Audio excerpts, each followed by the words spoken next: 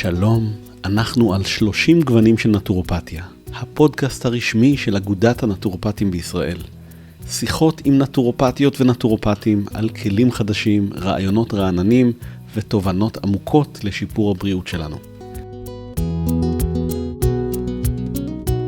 בפודקאסט הזה נדבר על טיפול טבעי, שיטות עבודה שונות וגישות שיכולות לשנות את הדרך שבה אנו רואים בריאות.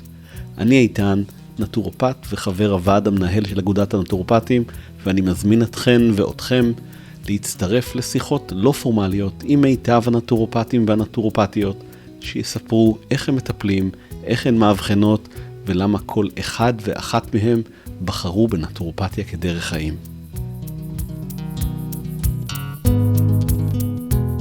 היי איתן. היי אודליה. בואי נתחיל בהתחלה ותציגי את עצמך, תספרי לי מי את, מה את, איפה גדלת ומה הסיפור הכללי שלך כבן אדם שהפך למטפלת. אוקיי, קודם כל כיף להיות פה. אז אני גדלתי בירושלים, בשכונה מאוד מאוד ככה, גם על התפר עם העיר העתיקה, גם שכונה שהתחרדה עם השנים. אז בעצם מאוד מאוד נטמע בי העניין הזה של ההטרוגניות, הצבעוניות הזאת, זה משהו שממש שנים קדימה אני רואה איך מה שאתה שותלים בך בעבר נובט בך בהמשך החיים ונותן את הצבע. אז הבית שלי, איך הפכתי למטפלת? הבית שלי היה סופר סופר מדעי, ההורים שלי ככה נטורליסטים, מאוד כזה, היה לנו לחם עינן של אף אחד לא היה בבית, וסוכר חום מוזר, כזה של פעם, זה היה נראה כמו תולעים כאלה נמלים, לא הדמרר החינני שיש היום, ואנשים היו בשוק שבאים אליי הביתה, אבל בעצם אני לקחתי את זה צעד אחד קדימה, אני לא בטוחה למה, אתה יודע, זה קטע מהמם, כאילו הסתובב בבית הספר של ריקה זרעי, שריפאה את עצמה, זה זמרת שהייתה מפורסמת בארץ, ואז עברה לצרפת, ושם היא עשתה תאונה מאוד קשה, והיא כתבה איך היא ריפאה את עצמה בעצם בצורה טבעית, וזה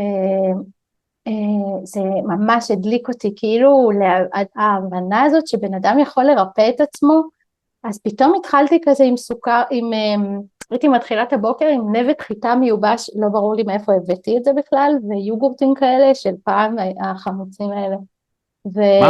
מאיזה גיל זה? על איזה גיל את מדברת? 14 כזה, אולי לפני. וואלה. וההורים שלי היו בשוק, הם כאילו לא כיוונו לשם, זה לא משהו שהם חשבו עליו, כאילו. ומאוד מאוד כל החיים, טבע, בעלי חיים, כזה, החתולה שלי המליטה בגיל, שהייתי בת 13-14 בקיץ, אני זוכרת, ופשוט כאילו, ילדתי אותה, הייתה שם גרורה שנולדה בלידת עכוז, וכאילו טיפלתי באירוע, לא יודעת מאיזה, חיבור מאוד מאוד עמוק, לכל מה שטבע ותזונה ובעלי חיים, אתה יודע, היינו משוטטים בוודיות, בירושלים זה היה כאילו, זהו, אז החלום היה בעצם וטרינריה, לכן למדתי מדעי בעלי חיים,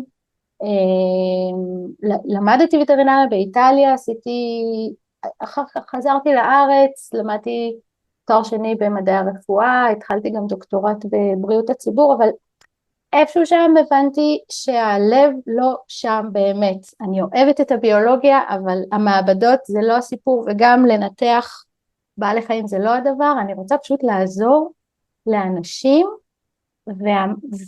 ופתאום הכל התנקז לזה שהי, תזונה, את זוכרת שאת אוהבת את זה, את זוכרת את הטבע, צמחים, אני זוכרת שדודה שלי הייתה מביאה כזה כל מיני משחות כזה טבעיות, וזה הדליק אותי ממש. אז כך מצאתי את עצמי בנטורופתיה, שממש כאילו משלב בעיניי מאוד מאוד שם נותנת מקום מכובד מאוד, גם למדע, גם לכל הרקע הזה, והידיעה שהגוף יכול לרפא את עצמו, אם אתה נותן לו כלים, זה מאוד, זאת ההשראה, וכשבאמת אני בהרצאות וכולי, בסדנאות, לתת את זה לאנשים, לספר את הסיפור ההבראה שלי האישי, עם כלים שאנשים יכולים לקחת כזה ליום יום לחיים של עצמם, זה הכיף הכי גדול שלי. איפה באמת העלית את זה, אז אני חייב לשאול, איפה בתוך המסלול הזה התחלת לטפל בעצמך? בתוך המסלול של ללמוד? ממש ביחד, זה קרה בלימודים בעצם, כשנאלצתי לטפל בעצמי, אז באמת כזה... בואי תספרי קצת, אם זה בסדר כמובן. בטח, אחרי שנולדה ביתי הבכורה, אז הלכתי ככה, אתה יודע, חלק מהלימודים בנטורופתיה, אומרים לנו ללכת לקליניקת מטפלים, והבחור הנטורופט, שהוא בעצמו סטודנט, כאילו, שואל אותי ככה, כמו אישה, אני כזה, תשמע, אני ממש עייפה, אני לא מזהה את עצמי, אני על הפנים וזה וזה, והוא אומר לי, טוב, תראי, גם אשתי עכשיו ילדה, וגם לה קשה, והיא גם עייפה, מסתבר שלא חבוב, מסתבר שהייתה לי תת פעילות בלוטת התריס, והייתי ממש ממש לא בטוב, והייתי לא מאוזנת, וברגע שהגיעו התוצאות, אז נורא נלחצו מסביבי כל הרופאים, ואמרו לי מיד את חייבת להתחיל לקחת את התרופה, וממש אפילו בגלל שהייתי כאילו ברידמן, אז התייעצתי ככה עם המרצים, וכולם אמרו לי, לא, אין דבר כזה, המצב שלך מחייב טיפול תרופתי. אמרתי, טוב, אתה יודע, אני אמנם לא לוקחת תרופות כזה רוב חיי, אבל אם צריך לקחת תרופה אני אקח, וממש החברות שלי הסטודנטיות, היינו כזה בשיחה ואומרות לי ככה, רגע, אבל זה בדיוק מה שאנחנו לומדות, לא? בואי נעשה כאילו תהליך. ואני כזה, כן, נכון.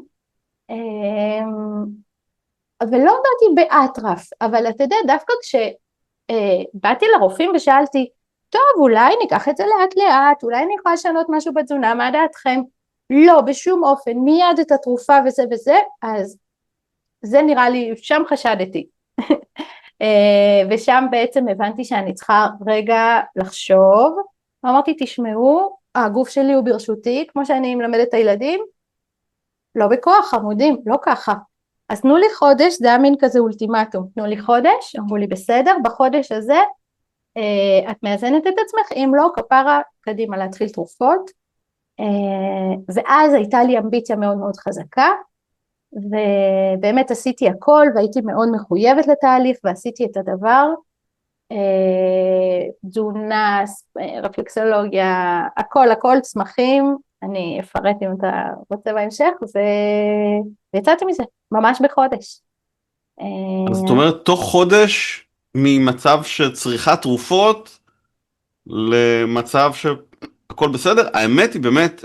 ממש ככה, אני אגיד לך שאני לא קוראת לעצמי בריאה, אני קוראת לעצמי מאוזנת, כי אני מרגישה שאני צריכה להמשיך להיות על זה, ואני כמובן עם התזונה ועדיין עם תוספים פה ושם, אם את מזניחה, אז עדיין בלוטת התריס היא כבר מקום יותר רגיש, ואתה צריכה להמשיך לתת לה דגש וללטף אותה מדי פעם. חד משמעי, ומי שבעניינים של, כמו שלי יש מחלה אוטואימונית, כלומר שהגוף תוקף את עצמו, אז בדרך כלל מחלות אוטואימוניות באות בחבורה, ולכן אני צריכה כל הזמן להיות עם העיניים על זה, כדי שגם בלוטת התריס וגם דברים אחרים לא ככה יצאו מאיזון.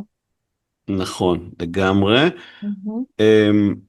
באמת, אני רק אתן רגע דידקטי, ואני אגיד שלפעמים בלוטת התריס אחרי לידה, אחרי הריון, יכולה לצאת לאיזון במצב של דלקת קלה שחוזרת לתפקוד רגיל ואין שום בעיה. מצד שני, גם אפשר, זה מקום יותר רגיש בפיזיולוגיה של האישה, והרבה פעמים גם יכולות להתפרץ מחלות או בהיריון או אחרי ההיריון, אז יכול גם להתפרץ מחלות שהן לנצח, ככה יהיו צריכות, אז ככה באמת עם בלוטת התריס, לפעמים אפשר לטפל תקופה ואז לשכוח מזה שאי פעם היה משהו, ולפעמים זה משהו שיצטרך ללוות אותך לכל החיים. נכון, אנחנו בעצם צריכות מאוד מאוד להיות בתשומת לב לבלוטת התריס שלנו. אני טוענת שאנחנו אנשים ספציפית פה בישראל, בגלל שבלוטת התריס סופר רגישה לסטרס וללידות והריונות וכל מה שאנחנו חוות פה בארץ בפול גז, כי אנחנו באמת יולדות הרבה מאוד וחשופות לרמות סטרס שבאמת אין כמותן בעולם. אני טוענת שכולנו צריכות לקחת את הבלוטה שלנו מאוד מאוד בתשומת לב, גם גברים דרך אגב, אבל אצלנו בגלל השינויים ההורמונליים סביב הריונות, סביב גיל המעבר, היא הרבה הרבה יותר רגישה. לגמרי. בלוטת תריס זה משהו שבאמת כל אישה חייבת לשים לב אליה מדי פעם, ונשים באמת הרבה יותר מגברים, במיוחד השימוטו, אבל גם לגברים יש שימוטו, אני חושב שזה ממש ברמה של 1 ל-9 או נכון, משהו בנשים כזה, זה נכון? אחת מ-9, נכון. בגברים הסטטיסטיקה היא פחות, באופן כללי גברים פי 10 פחות חולים במחלות אוטואימוניות, שהגוף תוקף את עצמן. רוב מי שמגיעה אליי לקליניקה, אני מתעסקת הרבה עם איזון הורמונלי ובייחוד בלוטת התריס. רובן לוקחות את התרופה בלי שנבדק בכלל, האם זה השימוט או האם זה משהו אחר. נכון.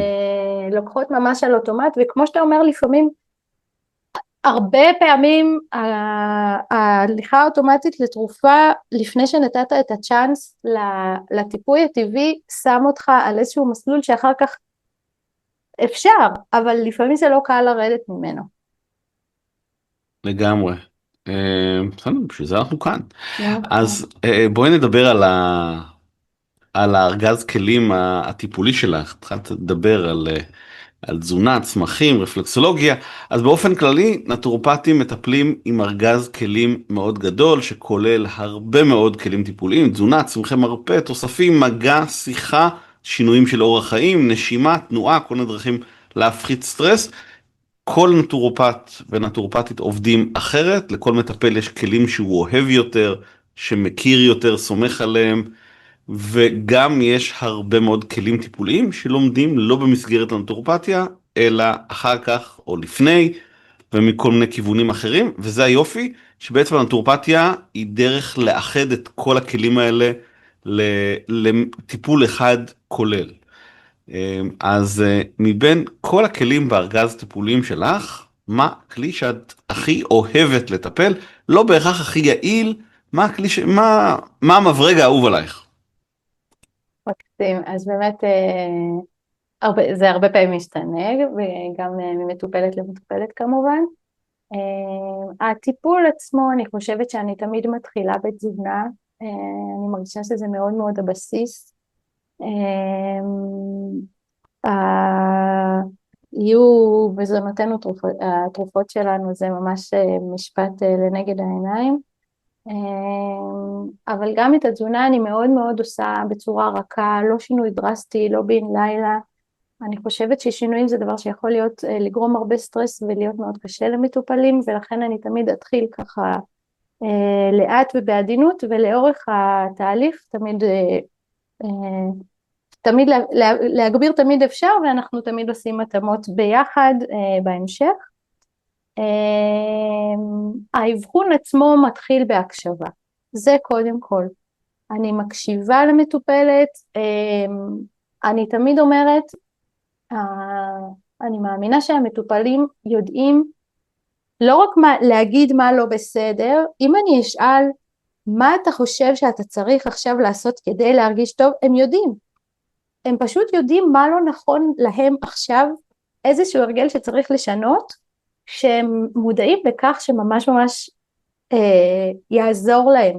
ושם אנחנו מתחילים בתהליך של איך לגשת לזה בצורה רכה ולעזור להם לעשות את השינוי כזה.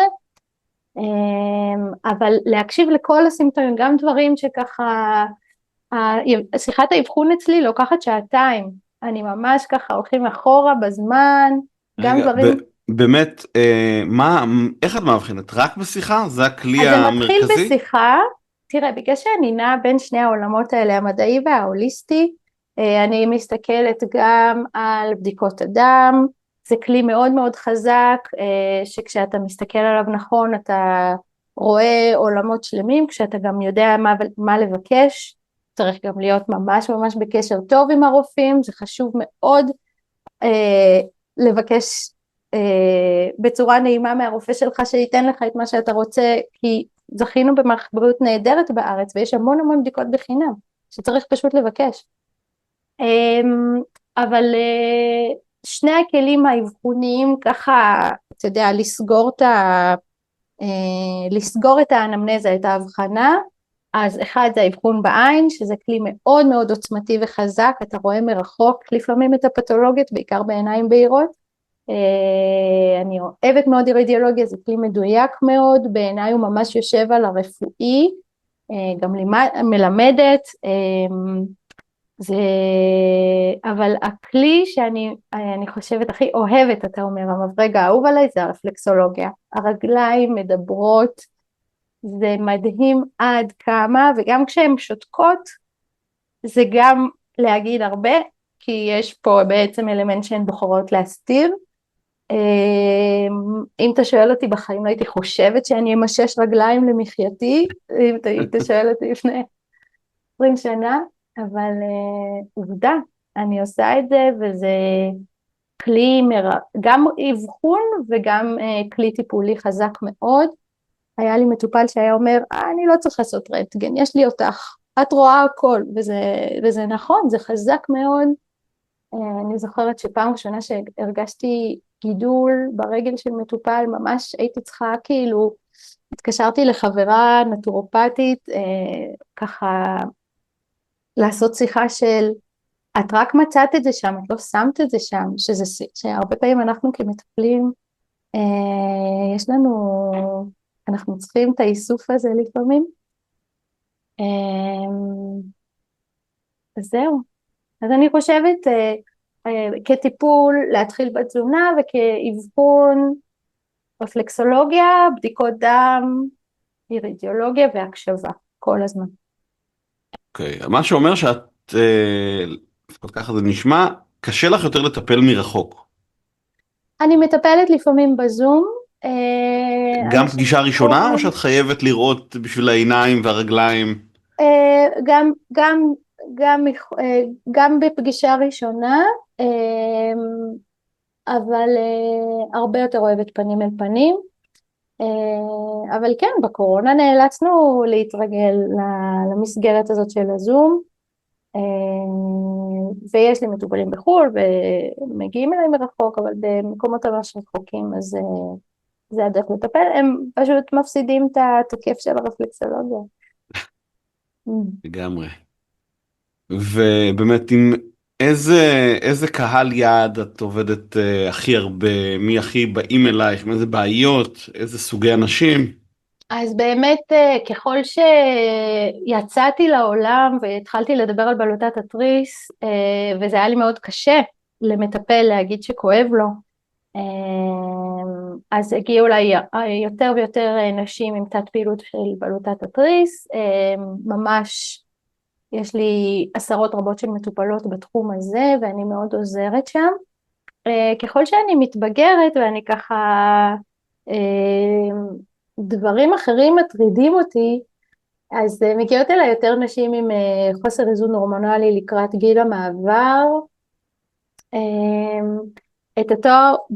את התואר השני שלי עשיתי בעצם בנושא של הורמונים, וגם התואר הראשון עשיתי שם איזשהו מחקר בנושא של הורמונים. אז הורמונים זה תמיד תמיד הבייבי שלי, המקום שאני הכי אוהבת ומרגישה שם דג במים, ולכן אני מאוד מאמינה שהמטופלים שהם מגיעים אלינו זה מי שאנחנו מזמנים. אז באמת מגיעות אליי אנדומטריוזיס, קושי בפוריות, הנושאים הלא מאוזנים ההורמונליים, שחלות פוליציסטיות, אלה המטופלות שמגיעות בעיקר. נפלא. איזה כיף שיש לך מקום שבו את עם הרבה מאוד ניסיון וככה, קודם כל אני חייב לשאול, זו תמיד השאלה שעולה לי בראש, האם את יותר אוהבת את הבעיות, אוי פגשתי כבר 1,000 כמוך אני אעזור לך בכיף, או שאת תמיד מחפשת את אוקיי, אני מכירה את הנושא הזה הרבה, אבל אני מקווה מאוד שאת עם משהו מיוחד שעוד לא פגשתי כדי שיהיה יותר מעניין. אני מודה שעם השנים בקליניקה אתה מחפש, אני מחפשת יותר את המעניין ומאתגר, ולשם כך, אתה יודע, יש לי את ההרצאות שלי, שאני פוגשת אנשים ואני יוצאת עם דברים חדשים לעולם, ויש את הסטודנטים שתמיד מאתגרים בשאלות, ותמיד ככה בין מטפלים אנחנו ככה מחליפים כלי טיפול וכולי, אבל גם בקליניקה אתה יודע, אני חושבת שאנחנו לפעמים אנחנו נוטים ככה טיפונת להגיד נו לשים אותה עוד במגירה של אלה הסימפטומים אז כנראה זה מה שיש לה, ולא תמיד כך הוא. אתה יודע, למשל מטופלת שהגיעה אליי שסבלה מאוד מאוד מגירוי במקור, באזור האינטימי, ממש תופת, זה ממש הוריד לה את איכות החיים, פגע בה מאוד, והייתה בתסכול, כבר לא ידעה מה לעשות, הייתה אצל כל הרופאים, שמה את כל המשחות, ואמרתי, בואי נתחיל בלהוריד גלוטן, אתה יודע, פשוט כל כך, 3 ימים, זה היה מדהים, כאילו אפילו אני לא ציפיתי שזה יהיה אפקט כל כך חזק, נתתי לה גם משחה וכולי, וגם עשינו עוד דברים אחר כך וכולי, אבל להסיק זאת אומרת, לא תמיד יש קו ישר, הפוך, בדרך כלל הקו הוא לא ישר, בין הסימפטומים לבין הסיבה שבשורש, ואנחנו צריכים לפעמים להסתובב ממש כבלשים עם הזכוכית מגדלת, ולכן אני ממש אוהבת להוציא החוצה מההיסטוריה, ואיך היית חולה כשהיית קטן, ואיך עברת את הקורונה, ואיך היו הלידות שלך. בעיניי כל פרט הוא משמעותי. לגמרי. אז בואי נדבר קצת עלייך, על החיים שלך. אז אני אומר שמאמן כדורסל לא חייב לדעת להטביע, הוא אפילו לא חייב לדעת להקפיץ מי יודע מה. אבל בכל זאת נטורופטים קצת אחרת. אז איך נראה אורח החיים שלך, עד כמה את מקפידה וזה, ובאמת תרגישי חופשייה לספר הכל, אף אחד לא שומע, זה רק בינינו. אז קודם כל לגבי המאמן, אני חושבת שזה מאוד עוזר כשאתה חווה את החוויה, גם אם לא היית בזה ממש ממש מבריק, אני חושבת שכן להרגיש את הפרקט, זה יכול לעזור למאמן, כדי להבין מה חווים השחקנים שלו, ואני חושבת שזה שעברתי את התהליך הזה של למשוך את הכוח, לרפא את עצמי, גם כשלא כל כך בא לי, אז אני חושבת שזה נקודה להזדהות עם המטופלות, וזה עוזר לי להבין איך הן מרגישות. בבית שלנו, תראה, כשהייתי רווקה, אז הייתי ממש, חייתי לפי הספר, אמנם עדיין לא הייתי בטייטל של נטורופטית, אבל הייתי בתזונה נקייה. החיים שלי באיטליה לימדו אותי שם שיעור מאוד מאוד גדול על תזונה לא מתועסת, אנשים שם יורדים לחנות של קונים בכל ארוחה, זה ביקור אצל החנות של הגבינות, אצל המאפייה, אצל הקצב, עושים כל יום קונים טרי, כל יום מבשלים בבית, זה חוויה מאוד מאוד עמוקה. אז אני ככה בעצם ניהלתי את החיים בספורט והכל, אבל אתה יודע, כשנכנסתי לזוגיות, שמתי 2 דגלים אדומים, אני חושבת, לבעלי, זה היה X על קולה ו-X על עוגת הבית, שזה היה שני דברים שהוא מאוד מאוד אהב. זה אמרתי דברים שלא היו לי בבית, אני מצטערת. אז מתפשרים, אתה יודע, על דברים אחרים. אבל מאז הילדים, כן, ככל שהם גדלים, כשהם היו צעירים, אז הכל ככה אורגני, מתוקתק ותזונה מהממת, אבל ככל שהם גדלים, יש להם יותר בחירות. אני זוכרת שהילדה שלי הייתה קטנה, והייתה מביאה חברה מהגן, אז היא הייתה ככה בפנים עצובות, אומרת לחברה שלה, אמא שלי נטורופטית, ובגלל זה אין לנו קטשופ בבית, כאילו באכזבה קשה. כן, אין לנו קטשופ בבית, אנחנו עושים בחירות אתה יודע, עושים משא ומתן, בוחרים את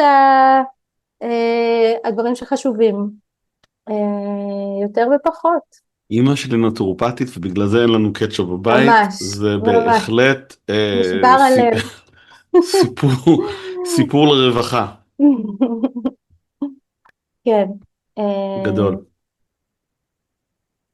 אנחנו מנסים לעשות את הטוב בשבילם. כן, האמת היא גם אצלנו, אני חושב, אנחנו קנינו,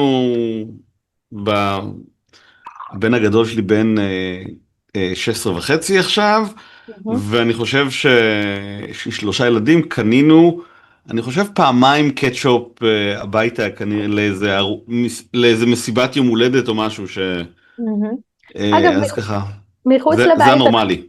כן, הרבה כשמתייעצים איתי לגבי תזונת ילדים, אני אומרת, בתוך הבית תחזיקו כללים א', ב', ג' שמנסחים ביחד וחשובים לכם, מחוץ לבית, באירועים, פיקניקים, מסיבות וזה, הרבה יותר קשה להחזיק, ושם אני אומרת, זה בסדר, תהנו,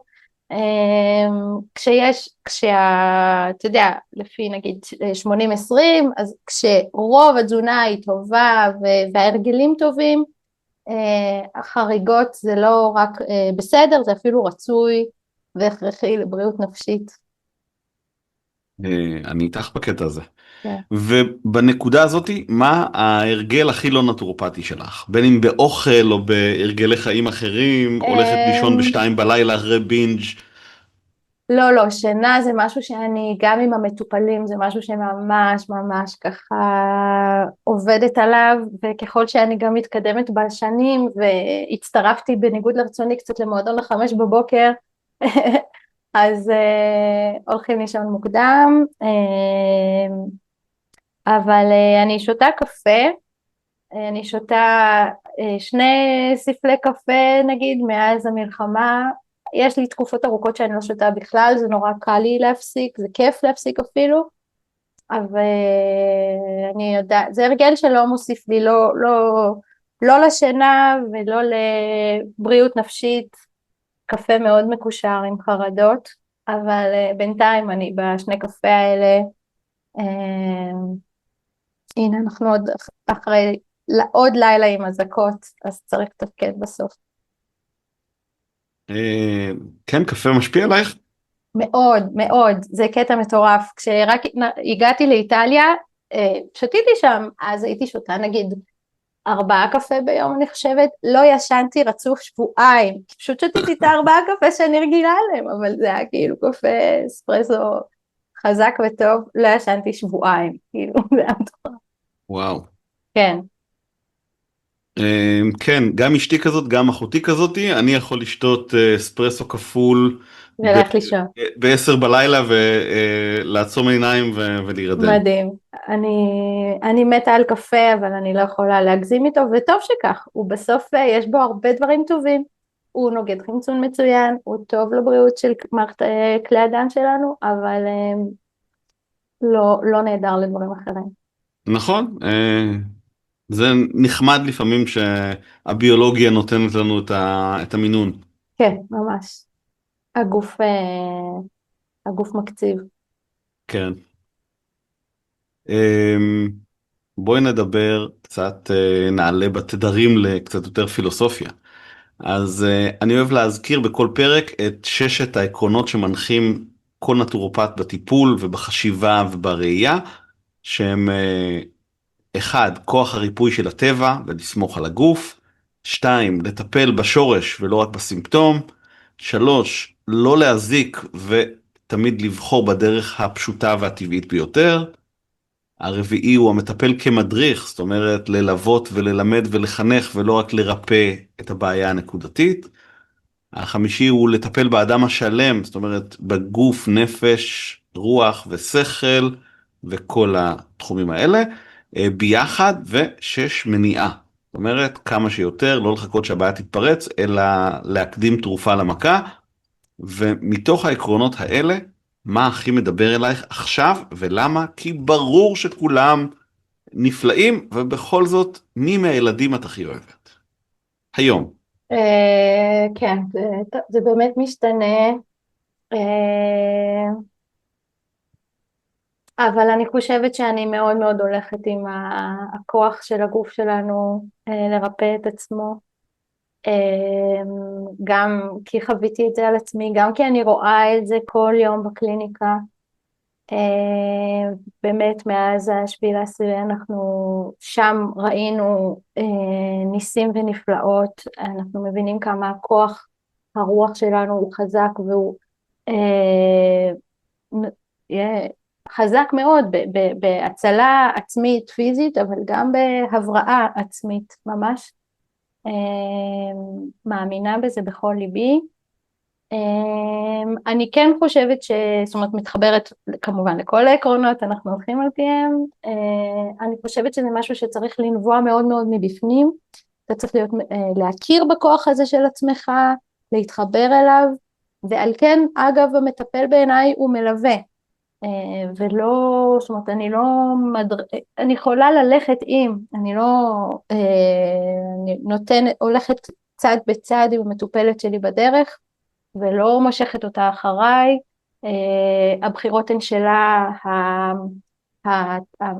לשים רגל אחרי רגל בשביל, זה ממש ממש חשוב שיבוא מבחירה אישית שלה. כן, אין פה תשובה לא נכונה. ממש, כן, כן. ומה את חושבת? איך את רואה את היחסים בין הגוף, הנפש והרוח? אז כמו שאתה מבין, אני חושבת שאחד הם, אני חושבת שהגוף הוא ממש, הוא המשכן של הרוח. אני מודה שאלה דברים פנטסטיים שלא הייתי מדמיינת שאני אחשוב ואגיד אותם, אני שלפני 20 או 30 שנה. אגב, בקליניקה היה לי קטע מטורף שהרבה לפני 7/10 מטופלת בחרה לתת לי ספר, להשאיל לי ספר שנקרא מסע הנשמות, שמעת עליו? בוודאי. בוודאי, כן. ספר... יש 3 ספרים. נכון, נכון, בשלישייה. הוא ספר שמדבר בעצם על פסיכיאטר שישב ובעצם עשה היפנוזה לאנשים שחוו מוות מוחי, ושאל אותם לגבי מה הם חוו ברגעים האלה של המוות המוחי, והסיפורים שאנחנו מכירים חזרו על עצמם, ללכת לעבר האור, תחושת הקלה גדולה כשנפרדים מהגוף, עולים למעלה, מחפשים את האנרגיה הגבוהה הזאת.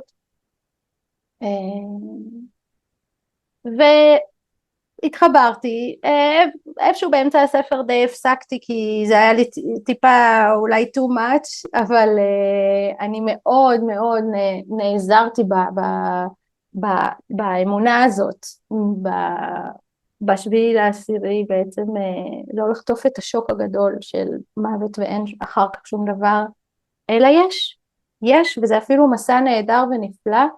אז אני מאוד רואה את זה היום שהגלגול שלנו פה על הארץ זה משהו זמני וקצוב, ואנחנו כאן כדי לעבור שיעור, והנפש שלנו בעצם היא חלק ממשהו קוסמי, קסום ונהדר, ויש לנו עצמי גבוה ששוכן בתוך גוף שלפעמים יותר קשה לו כאן על האדמה הזאת. איתך, עשית לי גם חשק לקרוא את הספר שוב פעם, זה אחד מהספרים הבודדים שעדיין קיימים אצלי בהארד-קופי? במודפס. כן, אני אצלי משתדל להיות משרד ובית בלי נייר, אז את כל הספרים הפיזיים שלי כמעט מסרתי, והיום אני קורא הכל רק בדיגיטל, בקינדל.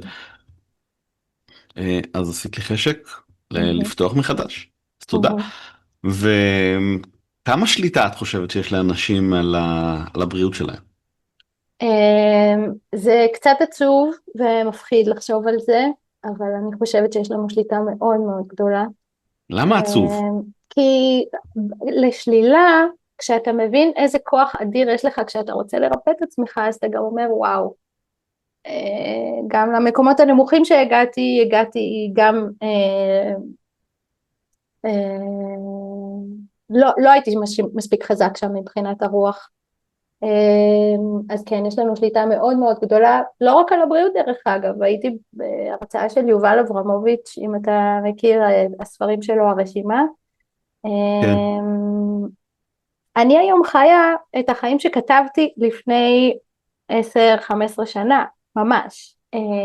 אנחנו מאוד מאוד שולטים על הגורל שלנו, אנחנו צריכים רק לדמיין והאפשרויות בלתי מוגבלות, חד משמעי, ולכתוב את זה. כן, אז יש לנו שליטה מאוד מאוד גדולה. אני קצת מכשפה באופן כללי, אני לא יודעת עדיין לכוון את זה ולהשתמש בזה באופן מעשי, אני אולי צריכה יותר ללמוד להכשיר את הכלי הזה יותר, אבל הרבה דברים שאני חולמת עליהם מתגשמים, ממש דברים לפרטי פרטים, כן. אני באופן אישי חייב להגיד בתור מכשף, אז אני איתך בקטע הזה. אני לא רואה את זה כדבר רע, פשוט כאילו ברגע שאנחנו מבינים, אז אנחנו יכולים לקחת את ההגה. עד אותו רגע היינו על מונית אוטומטית, וברגע שאנחנו מבינים שאנחנו יכולים לקבוע לאן לנסוע, אז בעיניי זה נפלא. אבל זה יכול להיות מפחיד אולי, אבל לא רע. גם כל המצבים שאולי הגענו אליהם, הם היו דרכים להתעורר, לעזור לנו להתעורר, ולהבין שאנחנו צריכים לקחת את ההגה בידיים. נכון, נכון. אז בואי נלך קצת לאסוציאציות ותספרי לנו אם יש איזה ספר או סרט או יצירה אחרת שהשפיעה עלייך, לא מתחום הטיפול, אלא, וגם עדיף לא משהו מתחום החצי טיפול, כמו מסע הנשמות נגיד.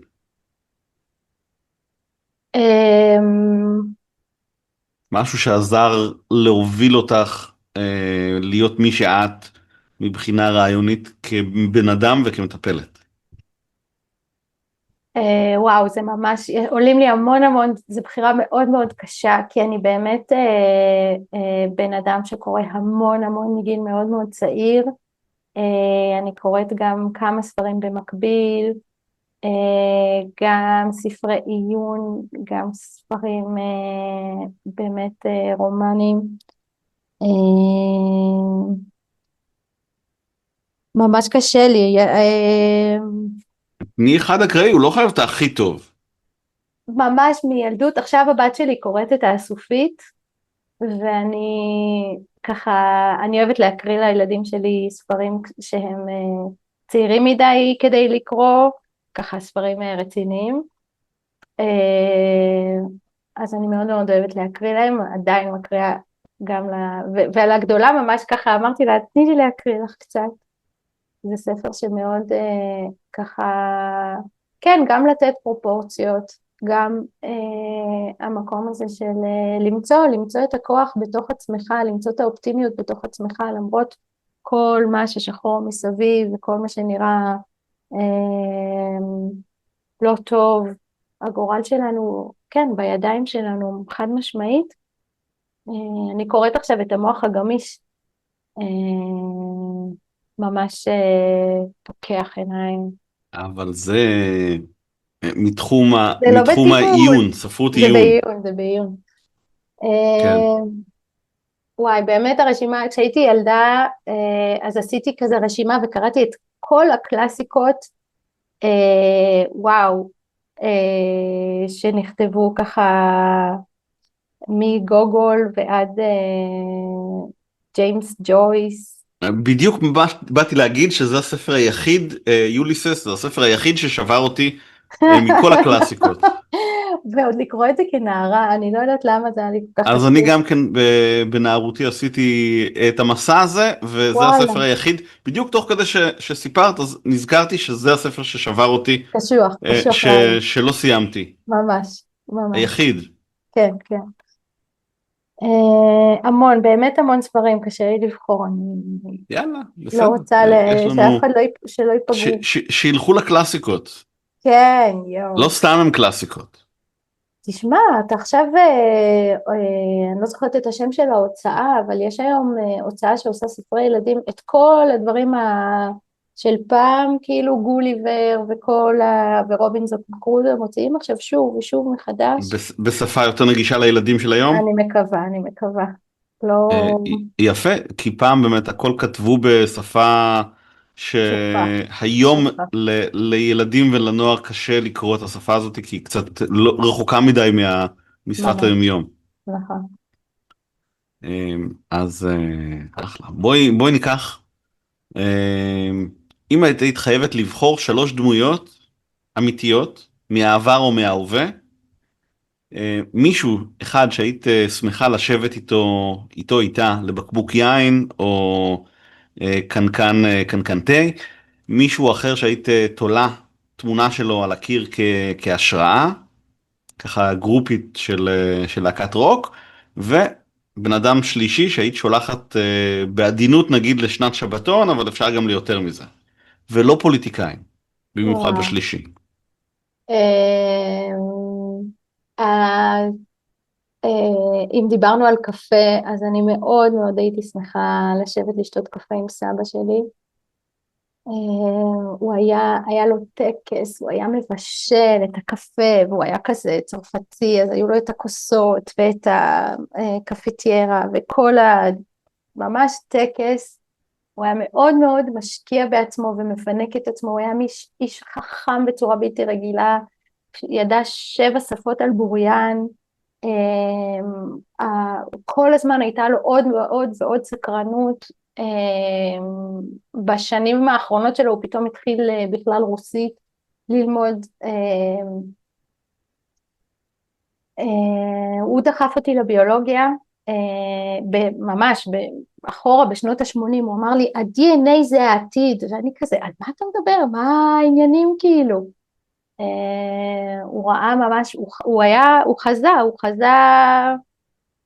דרך אגב, היו לו ראיות פוליטיות מאוד מאוד נחרצות, וזה דבר שלא דיברנו אף פעם, והייתי שמחה לעשות איתו שיחה כזאת. הוא נתן לי לקרוא את הזמן הצהוב, דרך אגב, של גרוסמן. אני בטוחה שהוא היה מאוד מאוד שמח להכיר את בעלי הדוקטור, גם לביולוגיה. כן, הייתי שמחה שהוא יהיה גאה בי היום. ממש, בסוף המסלול שהוא שלח אותי אליו, אפשר להגיד שהתגשם. יפה. לתלות על הקיר, יש לי על הקיר מהכתבים של תיך נתן, מכיר? נזיר בודהיסטי לא. שהגיע, בעצם גורש מביתו במלחמת וייטנאם, הוא הגיע למערב, והוא פתח בצרפת מרכז.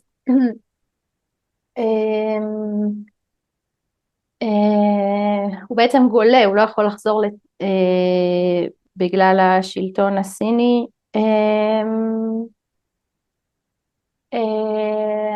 אני חושבת שלפני 20 שנה, אם לא הייתי מכירה את המדיטציית זן שלו, אז באמת הייתי במקומות אחרים לגמרי היום.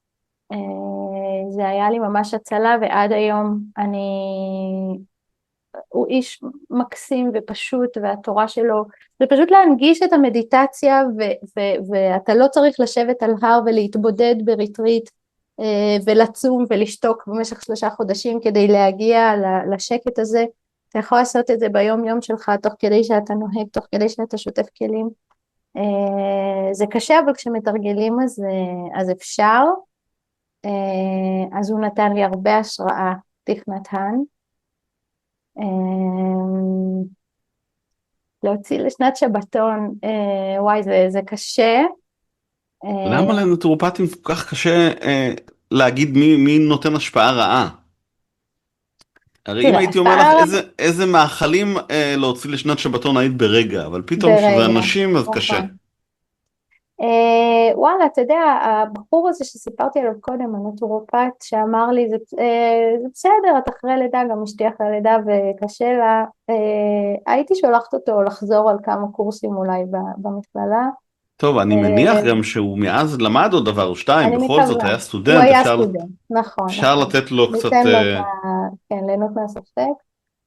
אבל זה תזכורת בשבילנו כמטפלים, לא להניח הנחות, לא לזלזל בכאבים של מי שיושב מולנו, לתת הרבה הרבה חשיבות וכובד ראש לכל סימפטום ולכל תלונה.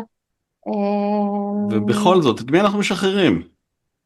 הנה, אז נתתי לך פה, אמרתי, להחזיר אותו יאללה, בסדר. ללימוד. את עדינה מדי, אבל בסדר. אני רגיל, זה כולם ככה, ממש, כמעט אשכרה. כולם ככה. רק אני יכול לשלוף 10, כולם רוצים או פוליטיקאי או אני לא מצליח לחשוב על מי. אה, רק אני יכול לשחרר מלא אנשים, אבל אני שומר את זה למתי שאני יאללה, לכם. שאני אתראיין. אז בואי נעשה משהו יותר קל ויותר כיפי. תדמייני שאת חוזרת אחורה בזמן ופוגשת את עצמך בגיל 20. מה את לוחשת לה באוזן? וואו. גיל 20 בצבא זה תקופה, וואו, חייתי שם על דיאט קולה וסיגריות וסנדוויץ' עם שוקולד. זאת אשכרה הייתה התזונה שלי. הקדשתי את עצמי באופן ממש אינטנסיבי לצבא ושילמתי על זה גם מחיר בריאותי אחר כך. אני אגיד לעצמי, תכבדי את הגוף שלך. ו3-4 שעות שינה בלילה זה לא סבבה. וכן, יש לך רק גוף אחד כזה, וכשכואב אז לעצור ולשאול מה נשמע. אני ממש אוהבת שהיום באות אליי בנות מינוס 20 לקליניקה ואומרות אני רוצה לקחת את הגוף שלי בידיים, וכזה וואי את מדהימה, איזה כיף בגיל כזה לעשות כזה את החשבון נפש. לגמרי. וכן, אני אגיד לעצמי גם, את תגיעי רחוק, תני לעצמך, כאילו, תאמיני בזה, תראי את זה, את תעשי טוב, אנשים יבואו עלייך מרחוק, יהיה כיף. נפלא. ותני לנו איזה ציטוט טוב כזה. ציטוט טוב. בכתובת, במייל שלי, יש את הציטוט של צ'רלי צ'פלין, אם תסתכל למטה לא תראה את הקשת בענן. אני מאוד מקסים. אוהבת אותו, כן, כן, אנחנו ממש הרבה הרבה בפרספקטיבה שלנו, בנקודת מבט, יש טוב, צריך לראות אותו, צריך גם להגיד אותו ולהודות עליו, כי לפעמים הוא כל כך מתחבא שהוא ייעלם אם לא תראה אותו. לפעמים זה קשה להגיד לבן אדם שהוא בסבל ובקושי תחייך יהיה טוב, כשכואב. אז להגיע למקום הזה בעדינות, אבל אתה יודע, כשאנחנו מחייכים, כשמרימים את העיניים למעלה, אנחנו יודעים ביולוגית, אז מופרשים הורמונים של אושר, והמסוגלות שלנו עלה, זה דבר שבאופן פיזי קורה בגוף, בביולוגיה האמיתית. לא הכרתי את המשפט הזה, אז תודה. אני מקווה שזה אמיתי. גם אם לא, זה עדיין משפט טוב. נכון, נכון, אם מישהו אחר אמר אותו, זה גם בסדר. נכון. הציטוט הוא חשוב לא רק מי שאמר אותו, זה מוסיף קצת פלפל. כן. אז אנחנו לקראת סיום, ובואי נלך על שאלות הקשות באמת. מה את חושבת שהאתגר הבריאותי הכי גדול של האנושות? לדעתך כמובן. אני חושבת שאם נחזור את מי לשים על המוקד, אני חושבת שהתאגידים ותאוות הבצע שלהם, זה האתגר הכי גדול שלנו. אני חושבת שאנחנו נסחפנו, התגלגלנו למטה במדרון, ואני חושבת שזה מאוד מאוד קשה לחזור אחורה, לחזור הביתה לאוכל הפשוט שמכינים בבית לבד. אני לא אומרת עכשיו לגדל הכל בעצמנו, אני מאוד על הקרקע, הלב שלי תמיד עם האימהות העייפות, בטח היום עכשיו באמצע אוגוסט מלחמה והכל. אני אומרת משפט, מצאתי בפרסומת של חברת החשמל בשנות ה-50, יותר חשמל פחות עמל, ואני ממש בעד, תשתמשי במג'ימיקס, תשתמשי בכמה שיותר מכשירים, appliances על השיש, לגמרי.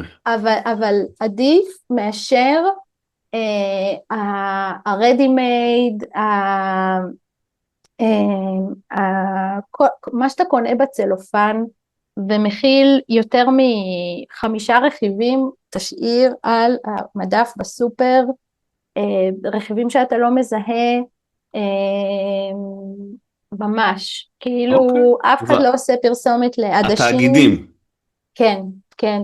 תשמע, זה קל להם פשוט למלא את האוכל שלנו בסוכר ובמלח ובשמן, ולעשות אותו יותר טעים ויותר קרנצ'י ויותר פיצוחי. קשה לנצח את זה עם עגבניה אז כן. באמת השאלה הבאה היא מה המזון הכי בריא שרוב האנשים לא אוכלים, ולא לתת קבוצת מזון שלמה, אלא מאכל אחד. אמרתי עדשים, אז אני אשאר בזה. אני חושבת שבגדול קטניות, משפחת הקטניות. עדשים, וואלה. אם את צריכה לצמצם את זה עוד יותר, איזה עדשים? ירוקים, חומים, צהובים? אוקיי, אז נלך על עדשים כתומות, פשוט כי הכי קל להכין אותם. זה מדהים עד כמה, אם אני חוזרת לאימהות עם ילדים, אז אם את מבשלת אותם בתוך תבשיל, הם פשוט נעלמים ומתמוססים ולא נודע כי בא על קרבם. נכון. לנשים בגיל המעבר סופר חשובות בשביל הפיטואסטרוגנים, בשביל הסידן, זה חלבון מעולה, קל לעיכול, הכתומות הכי קלות לעיכול מכל משפחת הקטניות לדעתי. יש פה סיבים, אפשר לדבר עליהם שעות. מקסים. אוקיי. ופה בארץ, אתה יודע, אנחנו יחסית אוכלים הרבה קטניות, אז זה נחמד, אבל עדיין לא מספיק, ובעיקר נשים לא אוכלות מספיק חלבונים. אז בואי תגיד לנו, מה כוח העל שלך כמטפלת? וואו.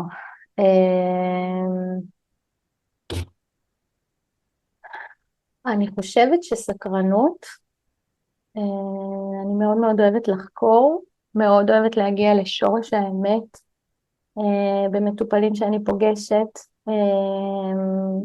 מאוד, הרבה פעמים הסימפטומים, כשהם קשים, מאוד מאוד שואבים אותנו, ואנחנו רוצים להקל, וזה מאוד חשוב כמובן, אבל הרבה פעמים זה פשוט ימשיך כשלא נפתור את הבעיה במקור שלה,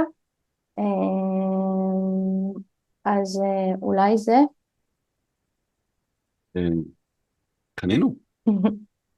שאלה אחרונה, למה את עדיין במקצוע הזה? וואו.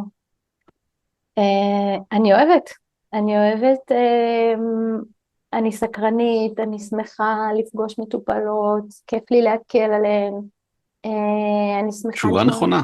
את הסיפורים, לפגוש בהרצאות, אנשים שככה באים לפעמים עם כל מיני אג'נדות, לא, בוא ניפגש בני אדם וננהל שיחה. אני מאוד מאמינה בתחום שלנו, אני מאוד אוהבת, אני באה עם הרבה אמת, כזה, עם פשוט ומאוזן. ובואי תספרי לנו איפה אפשר למצוא אותך, באיזה רשתות את יוצרת תוכן, איך קובעים איתך פגישה, איפה נחשפים אלייך? אז אפשר פשוט בגוגל לחפש אודליה הופמן חרזי, נטורופטית, יש לי אתר, אני נמצאת בפייסבוק, באינסטגרם. איפה את פעילה? אנחנו כמובן נשים את כל הכישורים בפרק, אבל איפה את פעילה? פעילה מילה גדולה בו. בפייסבוק, באינסטגרם, יש לי גם יוטיוב, אני מעלה לשם פעם בשנה אולי משהו. באתר מאמרים וזה, או ש... כן, כן, כן. מדי פעם. מדי פעם, כן. גם בלינקדאין. וואה, כן. מתוחכמת. אני אפילו לא יודע איך זה נראה. תנסה. לא, טוב לי בפייסבוק. אני רק מעולה. בפייסבוק. מעולה. ויוטיוב. כן. כיף לשחק עם זה קצת, זה מרענן. מקסים. יש לי 2 פודקאסטים, נכון, אני ומספיקים מכירה. לי. אני שולחת אליך. לא נדבר עליי, אני לא מעניין עכשיו. תכף נכבה את ההקלטה ואז נדבר בכיף. אז זה המקום להגיד, אודליה, מאוד שמחתי לדבר איתך, להכיר אותך לעומק, ונמשיך להתראות בכנסים ועל הדרך בכל מקומות שנטורופטים נפגשים. שבהם נטורופטים מסתובבים. תודה רבה. תודה לך. תודה שהאזנתם לפרק הזה של 30 גוונים של נטורופתיה. מקווה שלקחתם ממנו משהו חדש, משהו מעורר מחשבה ואולי קצת השראה לשיפור הבריאות שלכם. אם אהבתם את הפרק, נשמח לשמוע מכם. תגובה, דירוג או שיתוף יעזרו לנו להגיע לעוד אנשים. את כל הפרקים, רשימת הנטורופטים הרשומים ועוד תוכן מקצועי של אגודת הנטורופטים תמצאו באתר האגודה וברשתות החברתיות. פשוט חפשו אגודת הנטורופטים בישראל. כדי לא לפספס פרקים חדשים, יירשמו לעקוב. נשתמע בפרק הבא. להתראות.